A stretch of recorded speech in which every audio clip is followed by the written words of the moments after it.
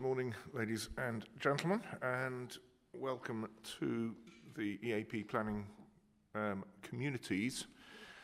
Sorry, I haven't quite said that before, so it's a bit strange.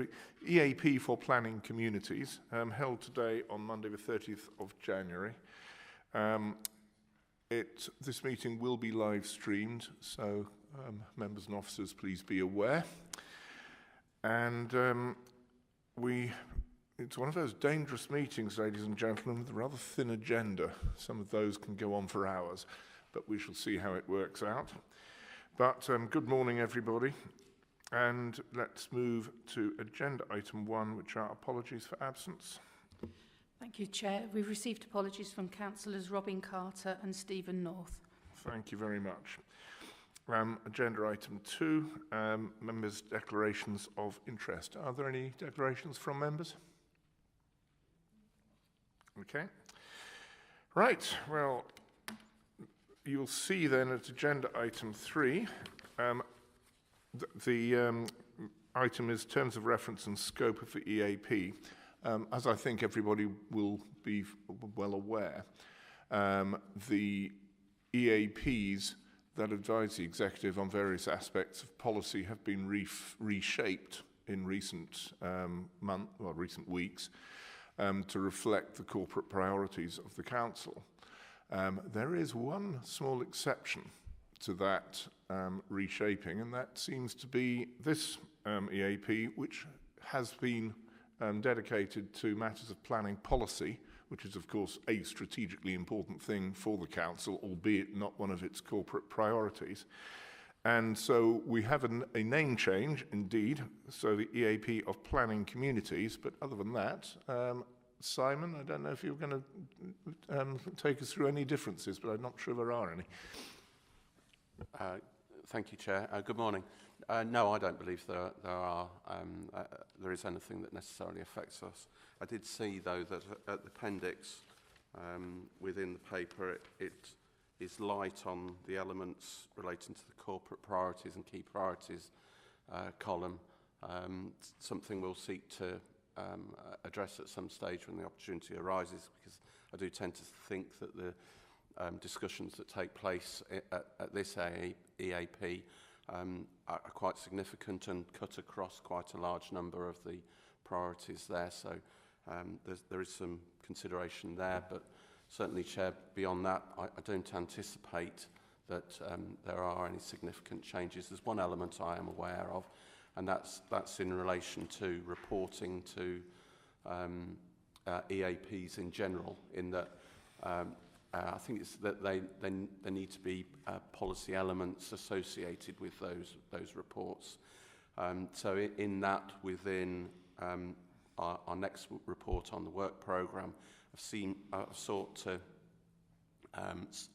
suggest that we perhaps go about creating or developing more in terms of workshops and briefing notes, so that we're able to keep you all up to date of emerging policy and the work that's ongoing throughout the planning policy environment, rather than add it to an EAP meeting, so we're using our time efficiently.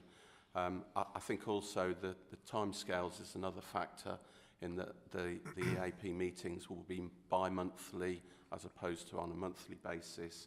As a result, I anticipate that the numbers of items at EAP will start to creep up that little bit more, so we'll need that bit of extra time to ensure that we're able to get through the business in time that we have available to us. I think, thank you very much. I think that in the context of this EAP, the work programme will have to take priority over the theoretical bi-monthly nature of EAPs.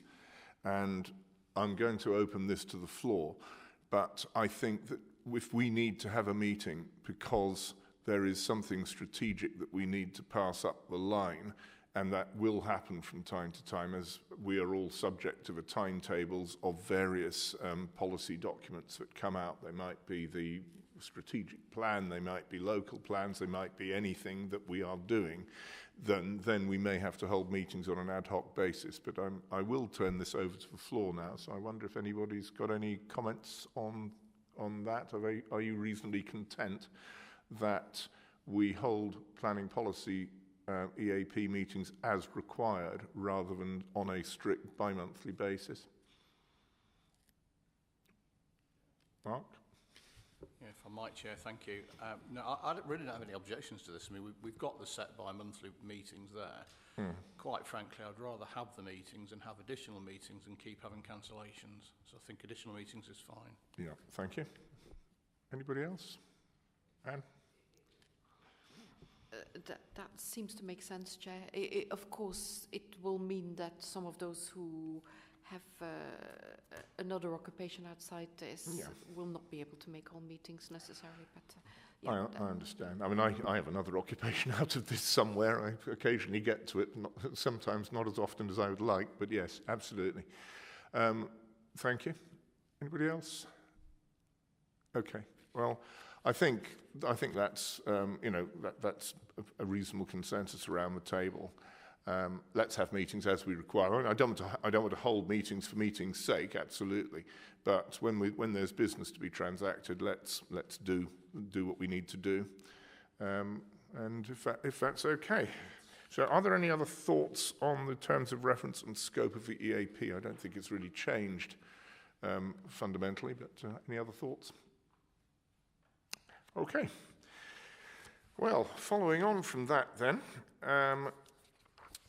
we now have the actual planning policy work programme, so that's rather going to inform our meetings schedule, I suspect. And Simon, would you like to just take us through the paper? Thank you, Chair.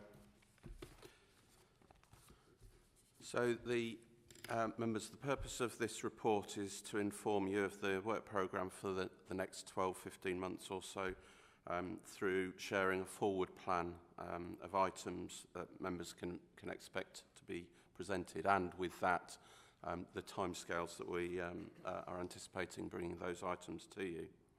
The report outlines a variety of projects and plans to be presented to this EAP, and includes responses to the government consultations, of which more are expected, on development plan documents, other policy approaches and proposals. The work streams to be reported are only a small part of the work undertaken by the planning policy team. If additional planning communities EAPs are required, then as we've just discussed, I will be looking to, in liaison with the Chair, seek to arrange those additional meetings. And rest assured, I won't bring forward meetings for the sake of meetings. That wouldn't be very sensible, but I'll seek to deal with matters and keep you informed and updated and involved in other ways. The planning policy team, I've just covered that point. The executive advisory panel meetings will now be held bi-monthly, as I indicated earlier. The reports to be presented to the communities EAP over the coming months are as follows. So we've got the two items today. I won't touch on those for obvious reasons. That means that our next meeting will be the 27th of March, which will be bringing Gypsy and Traveller site allocations policy. That part of that is we'll ask that members comment on the content and strategy for an initial consultation. This consultation will identify the scope and discuss the issues of the document in preparation. The next one is the Kettering Energy Park Master Plan. Members are aware of the ambitions for the site. The intention is that a draft master plan will be provided for public consultation. We're in discussions at the present time around that, and obviously not wanting to hold back the development opportunities that may exist there. That's one of those items that we may look to see whether we can incorporate another meeting ahead of the 27th of March, but more on the timescales of things in a moment.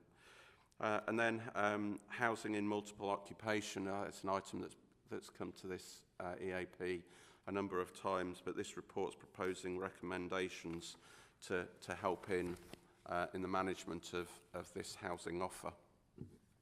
The next one is Tresham Garden Village, which is identified in the Joint Core Strategy as an area of opportunity. So we're looking, progress with the scheme has been limited over the last 2 years or so at least, I would say. The purpose of this item is to receive a report from consultants and to establish the latest position and make recommendations on what the parties involved can do individually or in collaboration with that. So that is on track for March. We'll also need to bring to you a new local development scheme, so updating on the previous one that was agreed, I think it was, it's coming up for 12 months or so ago. So that's intended to agree a consistent way. Oh, sorry, that's the wrong item. No, it's been updated. So then moving on, the final one is neighbourhood planning guidance note. That's intended to agree a consistent way of working for officers and parish councils and neighbourhood forums. Clearly under the sovereign authorities, things were just done that bit differently, and we're trying to refine it, improve it for all parties, be more efficient rather, in the contributions and support that the council makes, but also be clear and helpful to neighbourhood groups in progressing their neighbourhood plans. Then, before we move on to the next EAP, there's a 17-week period where we're without an EAP. So, in essence, that's that key element that I've got my eye on, and we could find ourselves with a gathering of items that A, delays business that we'd like to get through, and B, creates a meeting that is too onerous, too great, and too lengthy. So we'll have a look at that. So the next item is the meeting, rather, is the 19th of July, and that's where we'll be looking to bring the East Northamptonshire Local Plan Part 2. That's the results of the main modifications consultation. It will then feed that back to the inspector, and it's expected the inspector's report will be received during April, which will enable a final Local Plan Part 2 to be presented to members on the 19th of July. It would then hopefully move on towards adoption. As a result of that as well, there's an element of work that will be ongoing on the Rushden East Master Plan Framework document, the MFD, which with the agreement to the Part 2 plan being adopted is proposed to consult on a draft Rushden East Master Plan Framework document, SPD, which adds additional detail that the inspector favoured removing from that local plan policy. We'll then have Kettering local cycling and walking infrastructure. I've dropped delivery in there for some reason, apologies for that, but the plan, so the LCWIP or LSWIP, so it's now in its final consultation stage before it's presented to the panel for comment and endorsement, and then move forward to be approved. There's also in the offing a Corby LSWIP as well. That's at an earlier stage. Members will be updated on the progress being made with that document.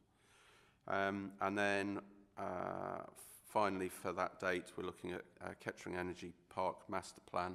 So this report will present the responses to the consultation that we'll have seen from March or sooner, and propose or agree any changes. Following consideration by the EAP, document will be forwarded to the appropriate committee for approval. We then move into September the 13th, and it's the Northamptonshire Strategic Plan Options Consultation. That's at the point that we think we'll be in a position to move to the next stage of the development of that document. Officers are finalising the methodology for the assessment of sites, and you're aware that there was a significant number of submissions. And it's expected that all sites will be assessed during February, March and into April, and then spatial options will be developed, leading to the preparation of material for an options consultation. So it's that options consultation that we'll seek to bring to you. Don't be surprised, we'll be looking also to create workshops in its development, so we'll be looking for your involvement and input there. And I quite expect that we'll also seek to broaden that out so that we're involving a broader range of member input into those workshops. Gypsy and Traveller site allocations policy is next, so that's the next stage. It's the draft plan, and this will seek members' input into the preparation of the draft plan document for consultation. And then conscious in September that in November the Council is required to introduce a mandatory 10% net gain in biodiversity in most developments. So this report to members is to discuss how it's proposed the Council will manage and achieve this. So we'll look, there's still time to refine it, but we're working to quite a timetable there, and there's lots of unknowns that we're fathoming out and working with other colleagues on. Then moving on to 15th of November would be our next meeting. We're looking at an update on the Corby LSWIP. It's therefore anticipated that this document will return for final discussion before being advanced to executive for adoption. And then a year from now, 17th of January, Gypsy and Traveller allocations policy. So that's the publication plan to review the final document for consultation before it and the responses to the consultation are forwarded to the Secretary of State for examination. So that Gypsy and Traveller site allocations policy is another one, or one of our key policy documents that we're keen to progress at pace and ensure that we're meeting, we understand the need and the requirements, and then going about identifying how we go about achieving that. Then the November and January 2024 agendas look a little light at the moment, but those spaces will fill with other work streams. One such area will be continued planning reforms, so further reforms to those that are contained within the papers today. There's a significant amount of business likely to benefit from holding briefings or workshops on the topics, including in relation to the strategic plan. The planning policy team will continue to develop its approach to communicating the work it does, and one such area is through developing the Council's website to, I suppose, from our point of view, to a greater depth, so that helpful from so many different ways, so that people have the opportunity to obtain information through that mechanism. And it's also saving in some ways, because it means people don't necessarily find that they need to call us or contact us for information if we can make it readily available on our websites. So, Chair, I'm happy to contribute to any discussions or respond to any questions, but that was the nature of the item on the Planning Policy Work Programme. Well, thank you very much, Simon. And yes, I think there will be quite a lot of stuff in the work programme going forward which will entertain us, and maybe one or two meetings which might even get towards the record-breaking sort of 4 hours which we did a couple of times in East Northamptonshire.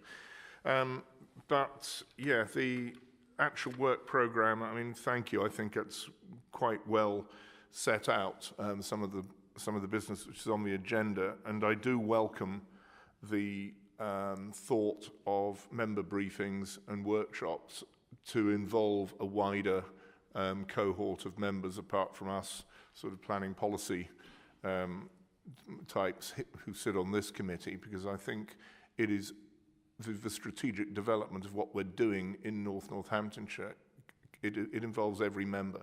It involves every community. And so the wider engagement's really important. There are, so I mean, I note we've also got the next paper is obviously on local government, or on planning reform, and I'm just wondering how much of our work programme may be affected by national planning policy change going forward, because of course if they're going to move all the goalposts, which it looks like there's a chance they will, we're going to have to rejig a lot of what we're doing. So that's my tuppence worth at this stage. I welcome the item on housing in multiple occupation. As you know, there's been quite a lot of interest in our policy on houses in multiple occupation because it varies. And I know Corby, for example, has got quite a heavy concentration, and there are concentrations in other communities. There has been discussion, I know, about the potential for Article 4 regulation, but I know that requires quite a solid evidence base, and I also know that that has to be signed off by the Secretary of State, so it's not as easy as it looks. But I do note that there is considerable interest in how HMOs are managed. Now, that is partly planning policy, but it is also partly good management and governance, which becomes more a matter for regulatory services than this committee. But it's just something I wanted to flag up.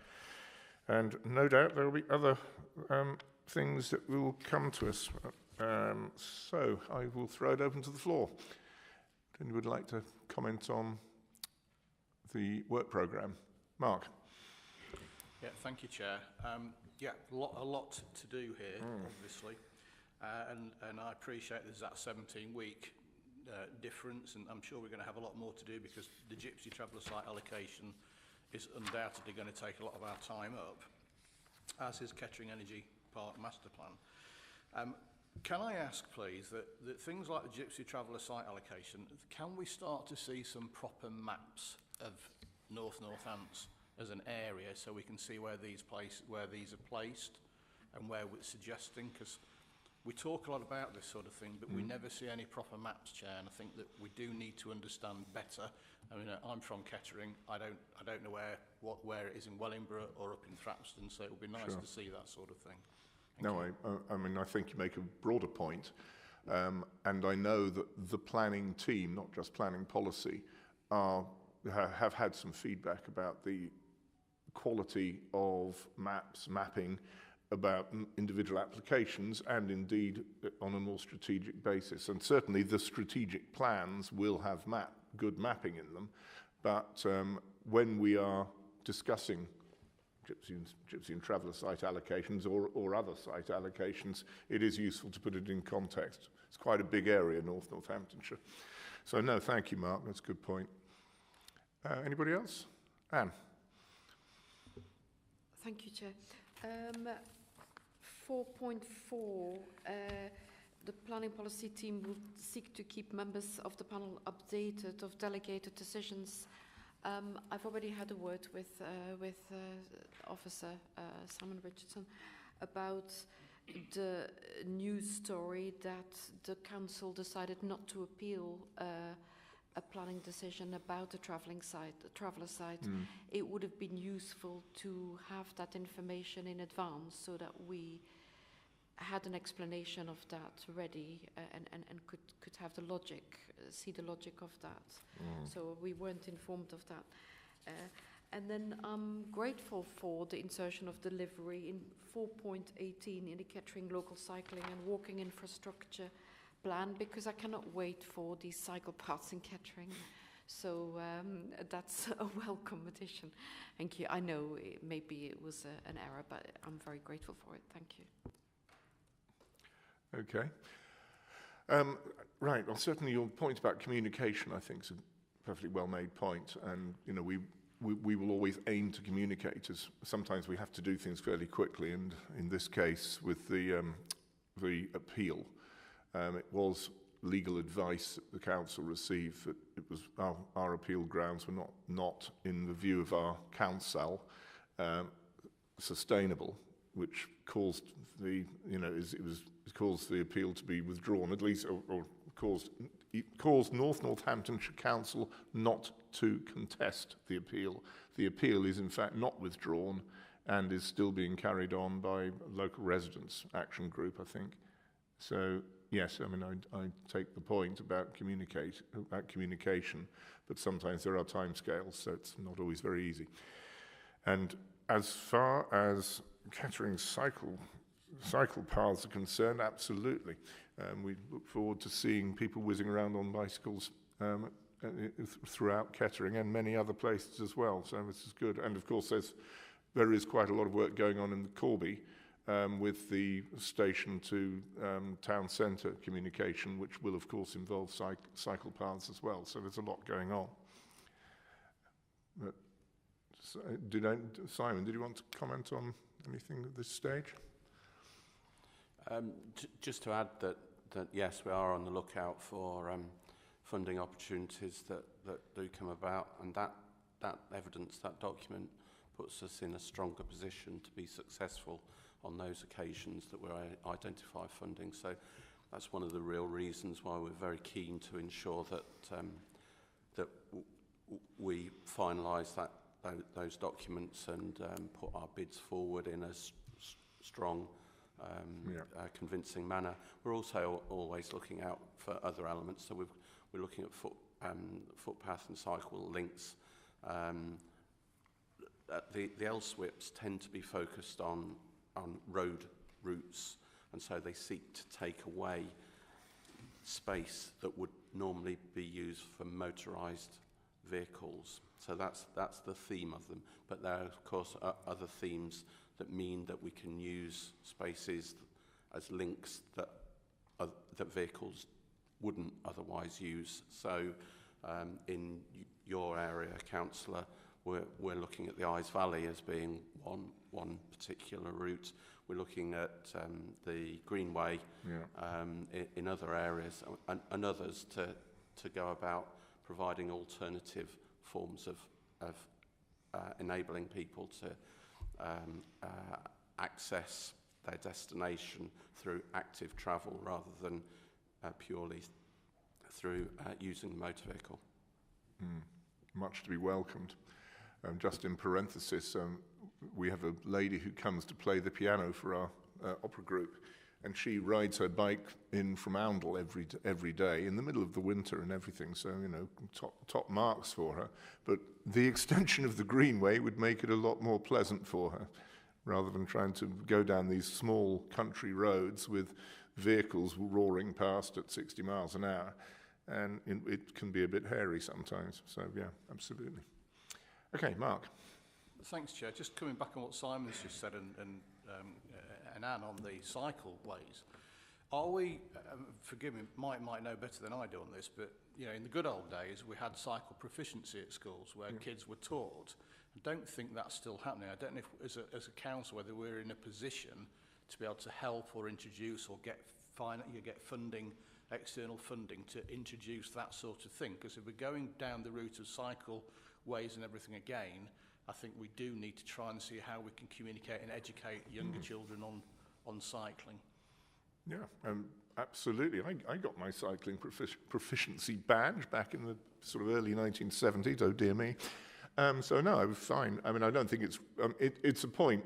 That's been heard. I'm not sure it's quite within the purview of this committee, but go on, Simon. Sorry, Chair, I was only going to add that, yes, I achieved cycle proficiency thanks. As well. But beyond that, my kids are a little bit older now, but I know that schools are still providing that. I don't know whether you necessarily mine. You had to go through a course over several weeks.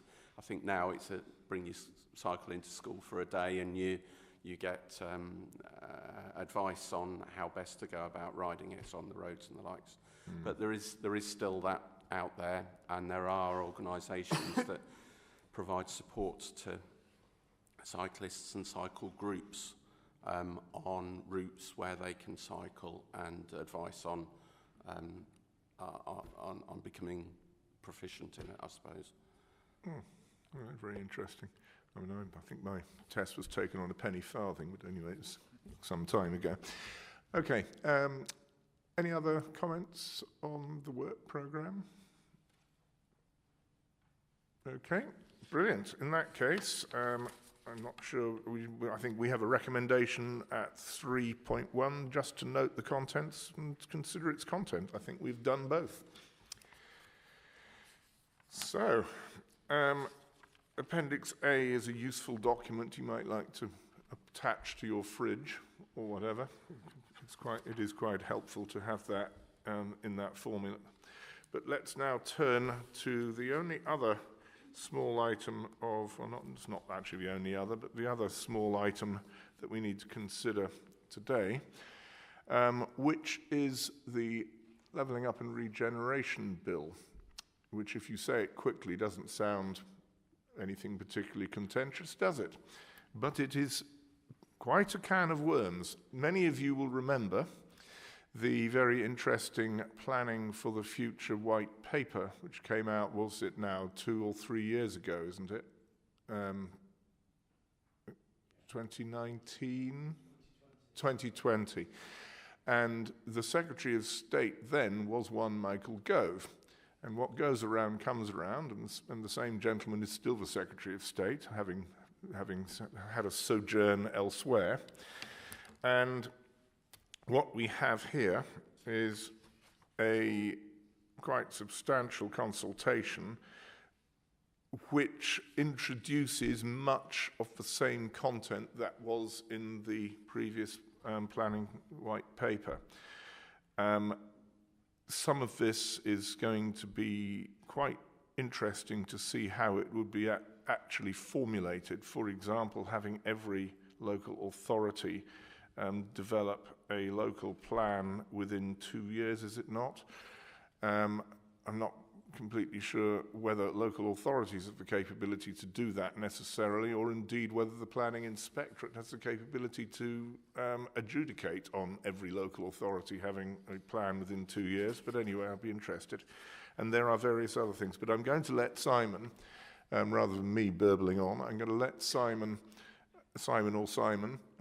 run us through the paper and some of the challenges and opportunities that it might present. Simon. Thank you, Chair. It's this Simon. So the purpose of the report is to inform members of the Levelling Up and Regeneration Bill reforms to national planning policy consultation, and to discuss the Council's proposed response. I'll take you through elements in turn. So I'm kicking off at paragraph 4.1. So there have been a range of different government statements and consultations over the last few years proposing changes to the planning system. This consultation is seeking views on updating the National Planning Policy Framework, the NPPF, and is also seeking views on the approach to preparing national development policies. The consultation began on the 22nd of December, so a nice early Christmas present, and will close on the 2nd of March this year, and there are 58 questions in there. Just picking up on the Chair's point that it's not necessarily a drip feed, but it's a chunk feed that's coming through us. So there's details in this paper that don't necessarily flesh out the 30-month target for delivering on local plans, but it's forecast that others will do, and we anticipate that there's going to be another one on the what's the funding? The infrastructure levy. Thank you. So the infrastructure levy. So quite expect that there may well be follow-up papers over the coming few months that start picking up on other elements, and it's for us to then pull those together and recognise how each element is going to affect this council affect our processes and systems, and how we can adjust ourselves to ensure that we're getting what we want out of our planning system. The consultation still has a number of weeks to run. The implications of the proposals is still evolving, and this report highlights those topic areas and questions most relevant to the planning community's EAP.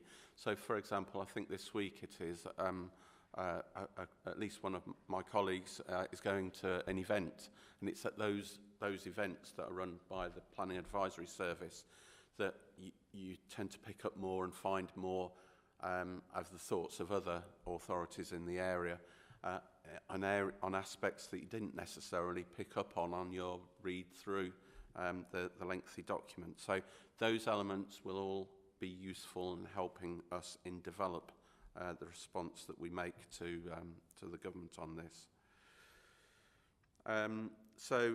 Starting off on the consultation paper itself, it identifies a series of policy objectives at Chapter 2. The first objective is building beautiful and refusing ugliness. So quite clear language there. Secondly, securing the infrastructure needed to support development, something that I think we're largely familiar with. Third, more democratic engagement with communities on local plans. Better environmental outcomes, empowering communities to shape their neighbourhoods, more homes in the right places, sustainable and integrated infrastructure for our communities and our economy.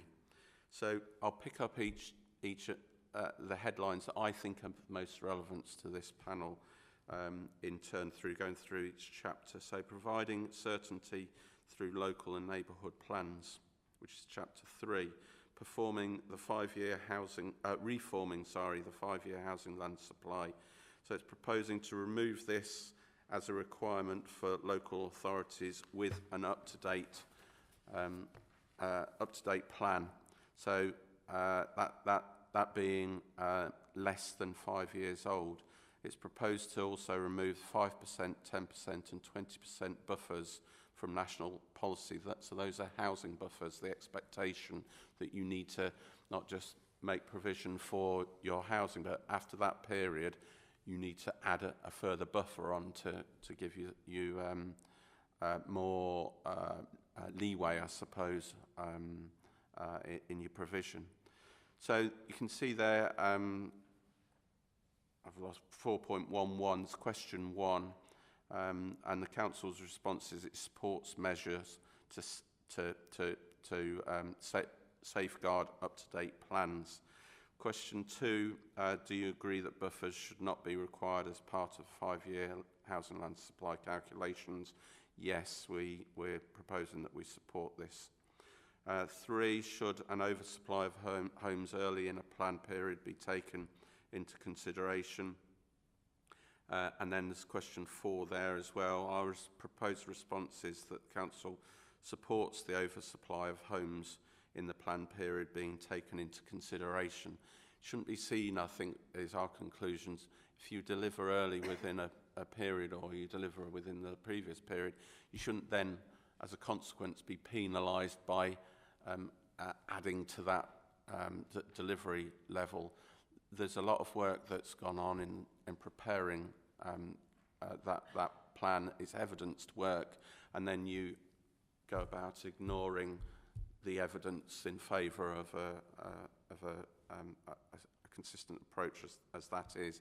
I don't think across this area, with Northants hasn't been an authority, and previously the sovereign authorities didn't have an approach whereby they sought to hold back or resist on development or development numbers. We've always been minded to seek to ensure quality in development and infrastructure associated with that development.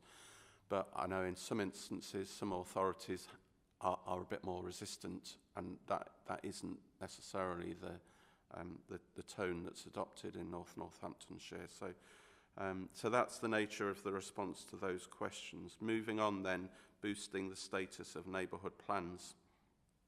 We're proposing to extend the protection, or it's proposing to extend the protection to neighbourhood plans up to 5 years old instead of the current 2 years, removing tests which currently mean local planning authorities need to demonstrate a minimum housing land supply and neighbourhood plans to benefit from the protection afforded by the framework. So question 5 is set there, and the Council's response is a 5-year lifespan, and removal of housing supply and delivery tests are welcomed. So it's I think, creating a situation whereby if the area isn't delivering to housing, it doesn't then fall upon those smaller neighbourhood areas to be disadvantaged for the larger failure, if you like.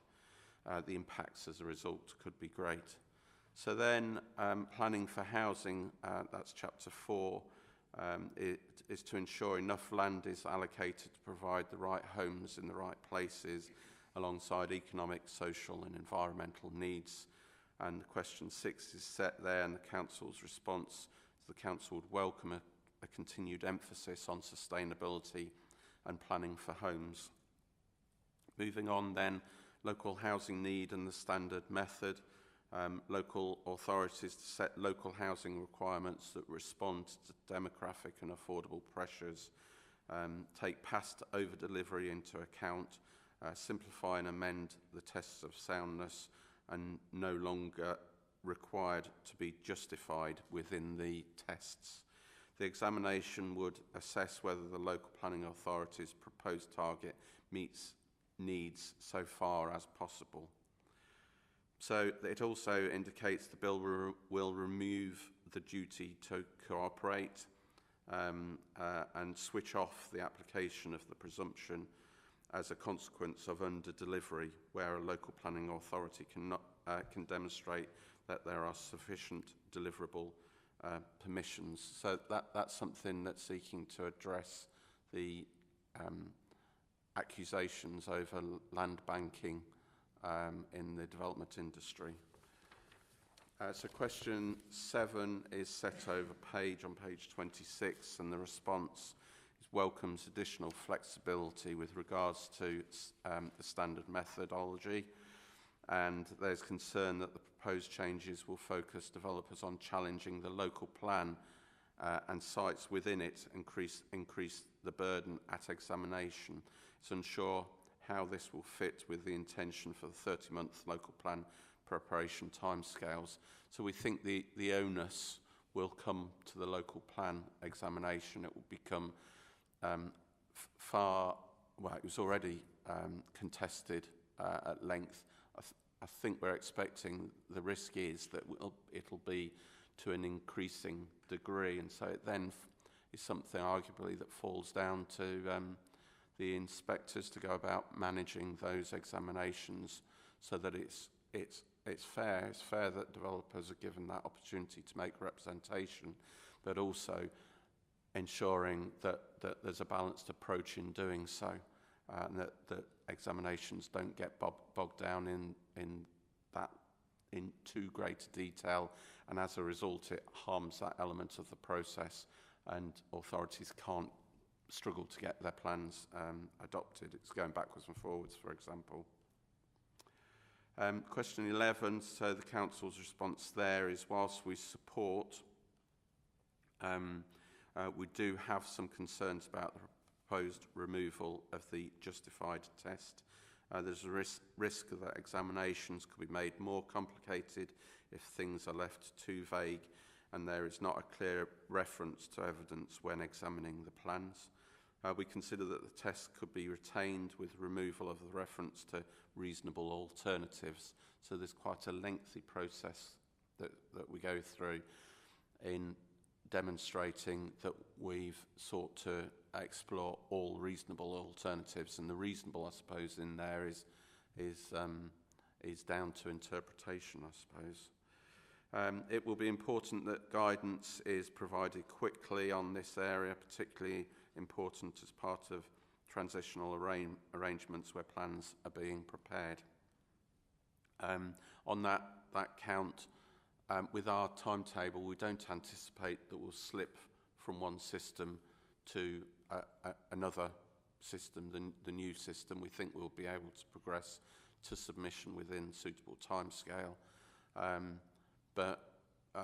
You know, we're relying on meeting our timescales. There is a little bit of headroom, but I suppose we're just heading off that we don't want to find ourselves in difficult, unforeseen circumstance at this position, at this point. Then moving on to paragraph 4.16, planning system for communities, that's chapter 5. So committed to creating a planning system that focus on more than numbers, so more social homes for social rent, so attach more weight to the social rent element, which is something which in I think most parts, if not all parts, social rent is that one element of affordable housing that it is more difficult to go about securing. Question 22, the Council strongly supports more weight being given to social rent. Then more older people's housing, so looking at retirement housing, housing with care and care homes. So the Council's response is it agrees with this proposed amendment. And just by way of example, Simon James has emailed colleagues in the housing team to seek their input, and we're doing the same across other areas, so whether it be health or other aspects, so that it's not, the Council's response doesn't just have the planning or planning policy views. It has the knowledge and expertise of other elements within the authority, so it's an authority-wide response and is strong from that point of view. So then more small sites for small builders. So question 24 and 25 are set out, and the response is the threshold of a 10% requirement is not fully understood, and it's better to require the promotion of policies encouraging a planned strategy and policies that supports a range of mix of sites. Then moving on, more build out, so a package of measures to incentivise the prompt build out of permitted housing sites. House builders will be required to notify the local authorities when they commence development, and authorities can also serve a completion notice where if the development is not completed within a given period, then permission lapses. So really is quite a stick approach being proposed there. Discretion to decide whether to accept planning applications from developers who fail to build out, and local authorities to process planning permissions promptly and the discharge of the conditions. So that's the Council's commitment. The other element, of course, is the developer's requirement. So I think we quite anticipate that the developers will be placing quite significant focus on those elements in particular because they hit them harder. It's intended to introduce 3 further measures, so publishing data on those developers that fail to build out, developers to explain how they intend to increase diversity of tenure, and delivery can be a material consideration which can lead to refusal. So in responding to question 32, the Council welcomes the proposals. The Government should seek to introduce a range of further measures to prevent developers from land banking in that instance. Then moving on to asking for beauty, chapter 6, the paper advocates that design codes prepared by local authorities with communities will ensure beautiful and well-designed development and clear minimum standards such as height, form and density. So in response to the question 33, the suggested Council response at the present time is yes, proposals to prepare design codes consistent with the National Design Guide and National Model Design Code are generally supported. However, this does add to the resources required in both the public and private sectors to create codes and skills to assess that should be proposals. It's important that the concept of beautiful is understood, as it can be subjective. So Northamptonshire was stressed here, and we have done on other occasions through consultation. Northamptonshire Council supports Building for a Healthy Life 2020 as a valuable tool. So the issue there around resources is that there just aren't that many qualified urban designers, and there's always this upskilling that is helpful. So the normal day-to-day case officers and planners, one either will need to be involved in creating these codes or in assessing the quality of the development against a set of design criteria, which is a great thing to do, but it's another strand of skill base that we may, as an authority, need to focus in on to ensure that we're delivering on what we set out to. Then question 34 and the Council's response over the page, the addition of beautiful to the chapter heading and within the policy wording is welcomed, making it clear that if development is not well designed, it will be refused. Moving on to chapter 9, preparing for the new system of plan making. The reformed plan making system is intended to be introduced in late 2024. Plan makers have until the 30th of June 2025 to submit their local plans, neighbourhood plans, minerals and waste plans, etc. So local planning authorities will no longer be able to prepare supplementary planning documents, instead preparing supplementary plans to be afforded the same weight as a local plan. So in response to question 45, the Council is proposing that it's concerned there should be some flexibility rather than 30th of June 2025, so at that point falling off a cliff edge, and that there may be the opportunity or consideration to exceptional circumstances. The introduction of the supplementary plans approach is supported, and traditional arrangements are unforgiving and risks without the additional layer.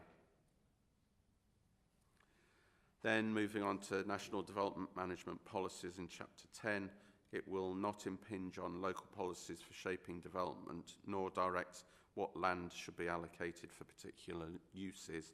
So question 49 response, some benefit in having national development management policies, but it's essential, however, that these are properly tested, examined in a similar way to local plans to demonstrate that they contribute to delivering sustainable development.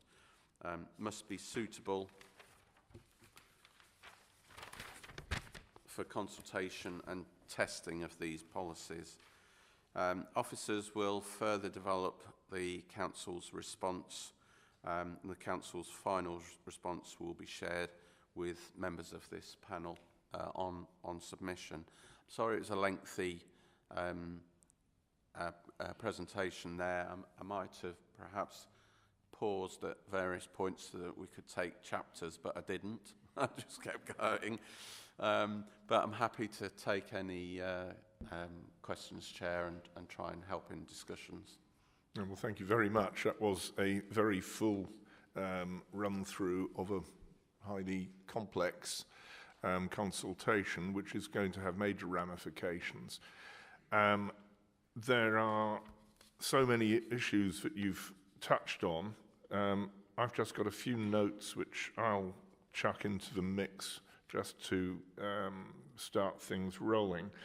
I'm interested at 4.9 in the increased weight to neighbourhood plans. The actual weighting of planning policy documentation has always interested me, because I know we have the National Planning Policy Framework, which is subject to this review, and then we have Part 1 and then Part 2 plans and now neighbourhood plans.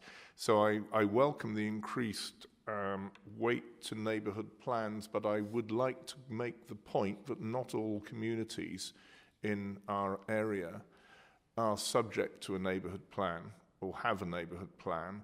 And so it's important that while communities are weighted more strongly with neighbourhood plans, that those communities that don't have neighbourhood plans are also afforded proper protection. Then, yes, I agree with the flexibility on the 5-year of the 5-year housing land supply being taken out, and there being credit for former oversupply and the removal of buffers. I think that's actually quite useful. I think Northamptonshire and its previous sovereign authorities have a good record in housing delivery. And I think that was actually independently commented upon by the Planning Advisory Service when they were here. So that's, I think, quite good. What else was here? Yes, and the framework about planning, about land allocation is also good, and that it is properly planned planned with communities in mind and communities' opinions in mind. Sorry, I was scribbling somewhat, so forgive me on this. I can't read my own writing half the time. Yes, I mean, I've already commented about the dangers of the 30-month, I thought it was 2 years, but it's 30-month time scale for preparation of local plans. I just wonder how on earth that's going to be achievable, either for local authorities, although I guess that's possible, but I just think there would have to be a streamlined procedure, which we don't know about, for that to be achievable. So I'm a bit worried about that.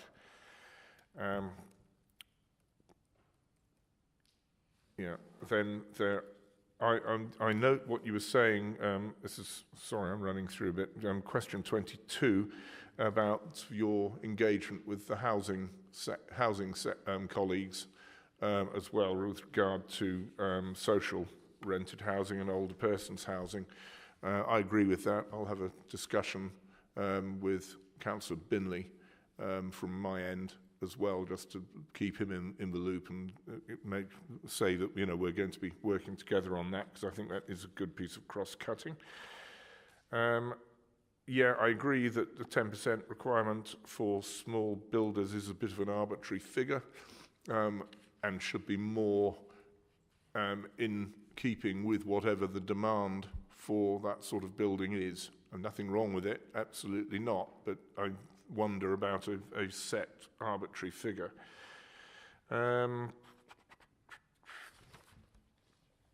nearly done.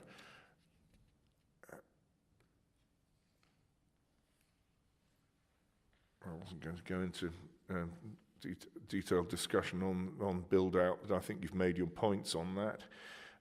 And again, we were discussing at 421 the 2025 cliff edge. And again, I'm a bit concerned about supplementary planning documents ceasing to have effect. Now, I appreciate that the supplementary plan will maybe help explain the difference of weighting that we have currently between a local plan and a supplementary planning document. My question on that would be, do supplementary planning documents that are already in the pipeline or already adopted, do they continue to carry weight when this change takes effect? I'm particularly interested in the fact that the inspector in the East North Hants plan requested decoupling of the Rushden East master plan from that Part 2 plan and suggested that we make a supplementary planning document, which we're trying to do. And if we are going to have to change that, what are we going to do about it? So that's something that is a slight concern. So that's just one or two thoughts from me. I'll open it up to colleagues.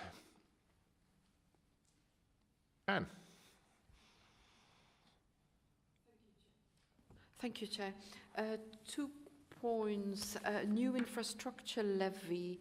I just had a look at the LGA website to see what comments they had, and they made an interesting point that this infrastructure levy, it would only be charged at the point of the occupations, which is beneficial to the developer, but it does not help local authorities. And we have a local issue that I've raised with the officers concerned about where I think we need to get the infrastructure in place by the time of the occupation and not start building it, for example, a medical center, when the buildings are already occupied. That's one point. The second one, something that hasn't been addressed in this one, but I'm glad you didn't go through all 400 odd pages, so it's certainly no criticism. You made it very transparent for us. Apparently this bill provides new powers for councils to bring vacant properties back into use, and that's something I'm interested in. There is at least one vacant property in my ward, which would be very expensive at the moment to bring into use. But apparently there would be new, simple, inexpensive and effective ways for councils to take these vacant properties back into use, and that would be fantastic. So that's something I'm interested in. Apparently there's also a proposal to introduce a new approach to environmental assessment, but I think you've already highlighted that. Thank you. Thank you, Anne. Barbara, did you? Yep, Barbara. Thank you, Chairman. Yes, I'd support the comments by Councillor Lee that infrastructure is given priority with developments, and if there is any means of bringing it through as the development progresses, rather than waiting until development is completed, which can at times take a very long time. So I would certainly support those comments. Thank you. Yeah, thank you. I think I would too, in respect of, I appreciate you can't literally build all the infrastructure before you've got a single house occupied. I understand that the current system, we have trigger points, don't we, for a great deal of infrastructure. But what changes are being proposed and how much the delivery of infrastructure will be strengthened and funded is going to be interesting, because obviously the infrastructure levy is going to interact with or replace Section 106, presumably, and if so, to what extent? I'm just not quite sure whether infrastructure levy would completely replace 106, and if it does, that can be a much wider area, because of course 106 is necessarily confined to the actual development itself. So whether an infrastructure levy actually does replace 106, which would allow a much more strategic approach be taken to the delivery of infrastructure. Okay, any other comments? Mark? Thank you, Chair. Lots of things to say, I think, on this one, quite frankly. He says. So that, I guess the first point I made here was this building beautiful and refusing ugliness is just, quite frankly, so subjective and fluffy. I've never known anything like it. You know, what's beautiful to one person is not to another, and what's ugly to one person is not to another. So I don't really agree with having that in at all from their point of view. The empowering 4.9, the empowering communities, correct me if I'm wrong, but we do a lot of this through the neighbourhood plans, and as you said, rightly so, we don't have all neighbourhood plans. Not everybody's done a neighbourhood plan. And so it makes me wonder whether as a council we should be looking to support, and I'm not saying make them, but support and try and get as many neighbourhood plans done as possible, which gives, I don't like the word street votes, but gives the public the opportunity to have their say, and then that is incorporated into our own plans for the future. Good. I've written good on these. But the other thing was, putting the neighbourhood plans forward, and this thing about the 5-year lifespan, which is part of our answer to question 5. Removal of housing supply and delivery tests is welcome, and I'm quite happy with that. But again, we're looking at neighbourhood plans, so we've really got to try and finish what's there and get people that aren't doing it to get that done. The other thing, almost in general, I came to your 4.16, the planning system for communities. I'm very concerned about the social rent side, and if I can try and explain it better than most, but we are behind on social rent. We do have to have this, I agree. Where I see just in general responses to everything we're putting here, and it's not particularly us, I think it's more the government and the way they put these questions, is that there is a get out for developers even now, even if we limit them to 3 years and not 5 years or 7 years or land banking, that we're going to have this word viability come up. It comes up more and more regularly, but you know, if we're insisting on more social, there's nothing wrong with that, but if we're insisting on that, we are going to come up against viability. And it may be something that as a council we need to look at. And I can only go back on past history and what's been going on, that we've had developments go through that should have had some part of social housing there, and we didn't do it.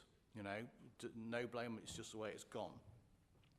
And it leaves us with quite a big sum of social housing that we're short on.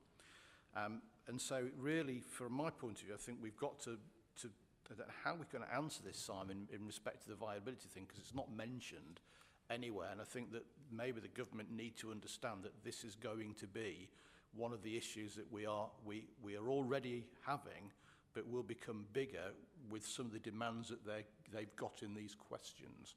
So, yeah, that is of concern. The small building, more 4.18, more small sites for builders. Yeah, I mean, you know, I think we should have more of that. I'm not sure that the threshold of 10% requirement, I don't understand that either. So, you know, so maybe something more on that. What else did I put for you? So the policy wording that we've got, so our response to question 34, and because beautiful word, yeah, so to include the word beautiful, I've just done the same thing there. That's just a subjective wording as that, and I don't think the government should be having that in at all, quite frankly. I don't see how that supports us. And I think, if I might, I think that's probably it for me.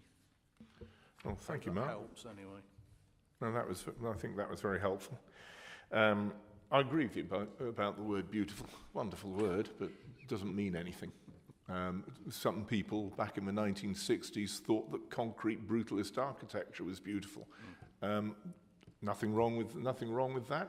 It's a view, but it's a subjective view. It's possibly not very helpful, but it doesn't mean that the government are not right in reinforcing their emphasis on good design and good design codes and well-planned communities, all of which are a little bit more objective and can be a little bit more easily measured.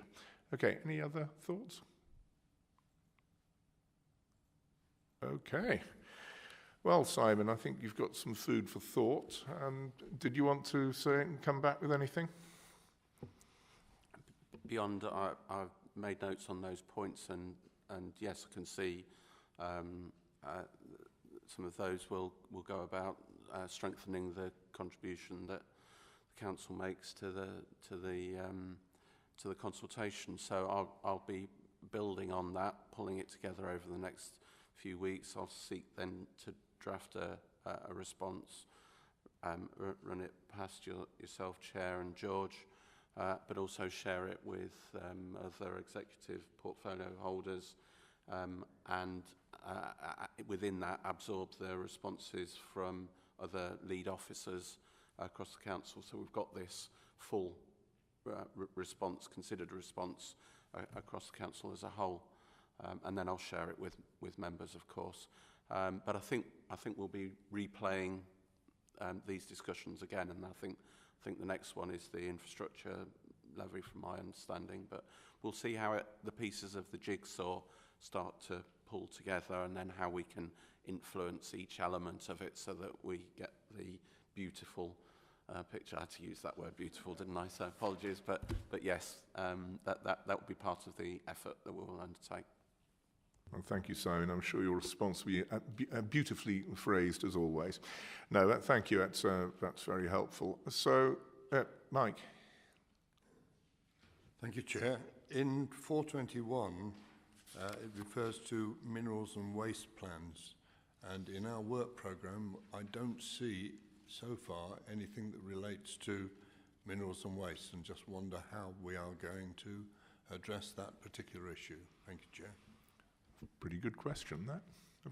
Have we got any? Where are we on our minerals and waste plan? I must admit, I'm not quite sure myself. We're working at the moment on a service plan, so it's outside of my area, but we're working on a service plan, so I will be speaking to the lead, who I think came to this panel some time ago, but yes, it's noted. Thank you. Yeah, well, I think Mike makes a good point, and just update ourselves on where we are, because I know there's some debate about whether we're doing a minerals and waste plan for all of Northamptonshire, because the minerals and waste service covers both. So whether we're doing a single plan for all of Northamptonshire or two plans, one for north and one for west. So yeah, it would be helpful to have an update, and thank you for raising it, Mike. Mark? Sorry, Chair, just one more. Can I just ask Simon, this infrastructure levy that's proposed, is that proposed to replace not only Section 106, but the community infrastructure levy that some authorities have? My understanding, some might correct me, is that within the month, and this was at least a week ago, there'll be a further consultation coming out, that it will be mandatory, so there won't be dodging it. Now, I haven't heard any detail around whether Section 106s will run alongside it, and I'm unclear on whether if you have a current SIL in place, whether it impacts all the transitional arrangements for if you're in that scenario. As it is, Northamptonshire doesn't have SIL in place, so we'd be starting that process afresh. But I don't think we'll have to wait all that long to see the proposals in the paper. Yeah, it will be helpful to know what we're doing. And yeah, I know we don't have a SIL, but it's certainly interesting to see what arrangements will be made with existing S106, and whether or not an aspect of 106, which will be sort of site specific, will be maintained, and how much a community, an infrastructure levy will reach out beyond the confines of that. So it will be interesting to see the juxtaposition, if there is a juxtaposition. Okay, any other thoughts, comments, observations? In that case, thank you very much. That was actually a very useful paper, and I'm going to take it home and continue to sort of maunder through it. So I may be ringing your bells. But anyway, the recommendation is simply that we note the content and provide feedback, which I think we did, to contribute towards the Council's proposed response. So I think that's noted. And we now move to the format of future meetings, of which we don't seem to have a paper. And I think it's Louise who's going to tell us all. I can talk about this one. Is that, as you are aware, that the EAPs have had their focus changed, and how the number of panels has increased. It's also now an opportunity for you as a panel to decide how you want to go forward with your meetings. And the options you have are, do you want to carry on as you are at the moment, meet in person with the ability to live stream to the public, or go forward to the old system of, do you want to meet virtually again, but it will still be live streamed. So really, it's how do you want to work going forward? Do you want to meet in person, or do you want to revert back to virtual meetings? Okay, thank you. I'm not going to say anything yet. I shall throw this open to the floor. Jenny. Thank you, Chair. I'm all for in-person meetings, Okay. but flexible. Yeah, just so. Well, let's go round the room. Barbara. Yes, I'd prefer in-person meetings to virtual ones. Thank you. Anne.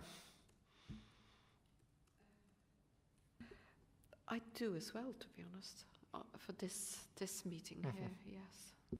Mark. Well, I was keeping my light under a bushel, but I also prefer in-person meetings. I think, in a way, today's discussion has almost confirmed the use of that. I mean, it is so much better to actually have a conversation.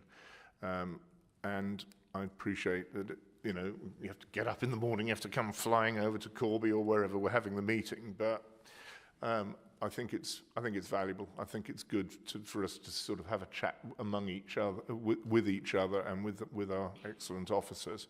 So I think then there seems to be unanimity that we stick to what we've got. Okay. In that case, I think that's the close of business. I'd like to thank everybody for your wisdom and your contributions. As always, I do think this is a really first-class panel. And I think the meeting is now closed. Thank you, Simon, for your input. Thank you, Louise, George, and thank you, other Simon. And meeting's closed.